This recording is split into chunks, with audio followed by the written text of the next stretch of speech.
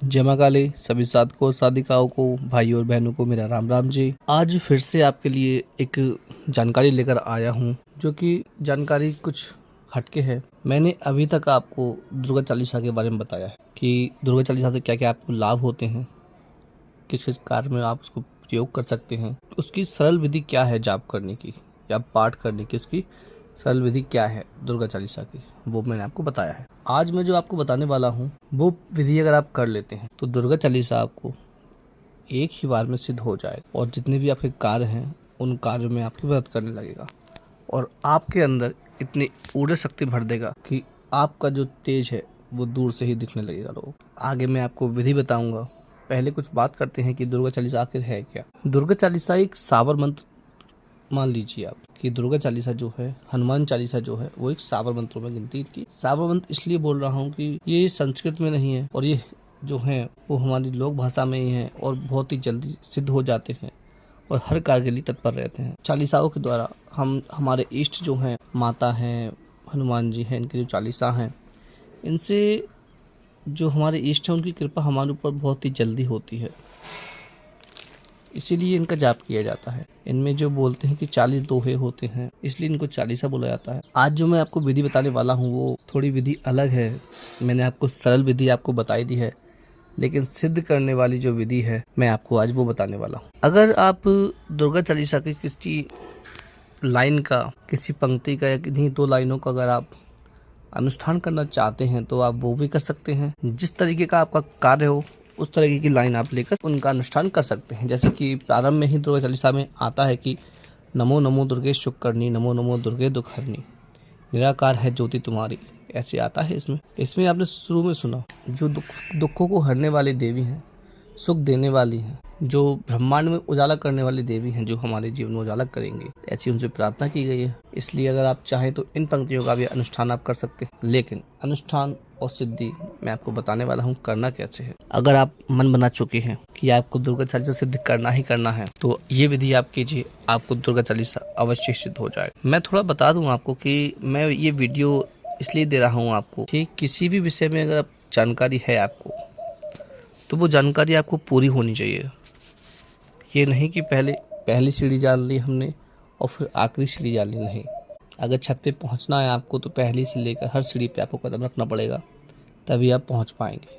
अगर उछल के जाएंगे, आप कूदते हुए जाएंगे तो आप गिर जाएंगे और आपका नुकसान हो जाएगा। इसलिए आध्यात्म के रास्ते पर लंबा रास्ता पकड़िए, शॉर्टकट बिल्कुल भी मत देखिए। इन मंत्रों को जाप करने से, सावर मंत्रों को, चालीसा को जाप करने से आपके अंदर ऊर्जा बनती है और जो भी आपके इष्ट है उनकी कृपा आपके ऊपर होती है। जब इनकी कृपा आपके ऊपर हो जाती है, ऊर्जा शरीर में आपके इकट्ठा हो जाती है, तो आप कोई भी सिद्धि करते हैं तो वो सिद्धि आपको सीधे जल्दी से हो जाती है। उसके लिए आपको ज़्यादा मेहनत नहीं करनी पड़ती। फिर आप कोई भी सिद्धि करना चाहें वो आपको जल्द ही सिद्ध होगी और उसमें आपको धोखा नहीं मिलेगा कि सिद्धि आपको हुई नहीं। इसीलिए आप कोई ना कोई चालीसा या कोई ना कोई मंत्र जो आपका गुरु मंत्र है उसको जाप करते रहिए और अपने शरीर के अंदर आप ऊर्जा बनाते। और किसी भी मंत्र का जाप करें, आप उसको लगातार जाप करिए, फिर उसका आप चमत्कार दें। मैं आपको बताता हूँ अब दुर्गा चालीसा के बारे में कि कैसे आपको सिद्ध करना है।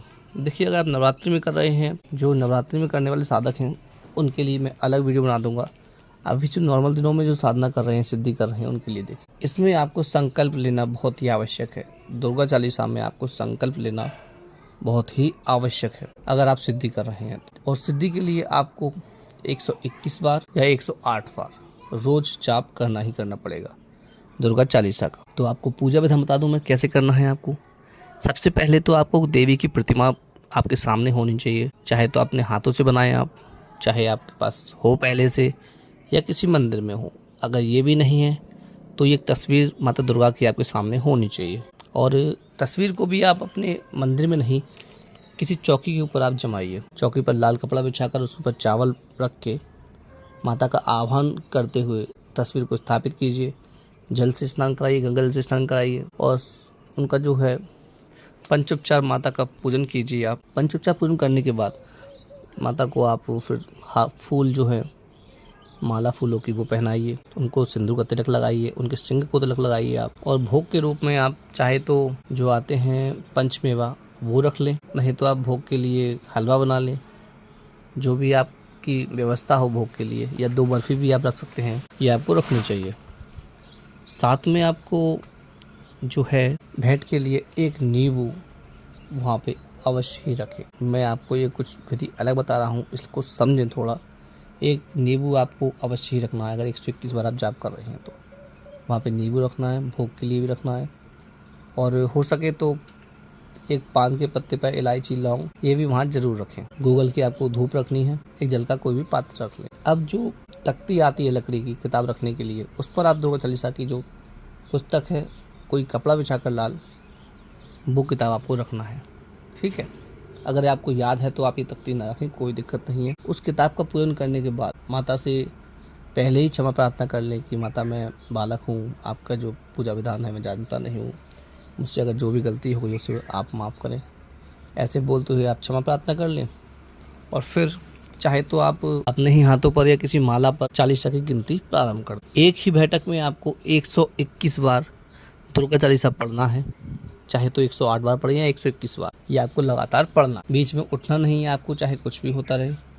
आपको पूरा आपका संकल्प जो लिया है आपने, उसको पूरा करने के बाद ही आपको उठना। ये प्रयोग आप लगातार 41 दिन तक, 2 महीने, 3 महीने, जितना आप कर सकते हैं उतना आप करके देखिए। अगर आपको देवी के साक्षात्कार नहीं हुए तब आप बोलना कि हाँ देवी कृपा मुझ पर नहीं हुई, माता मुझे दर्शन नहीं दिए।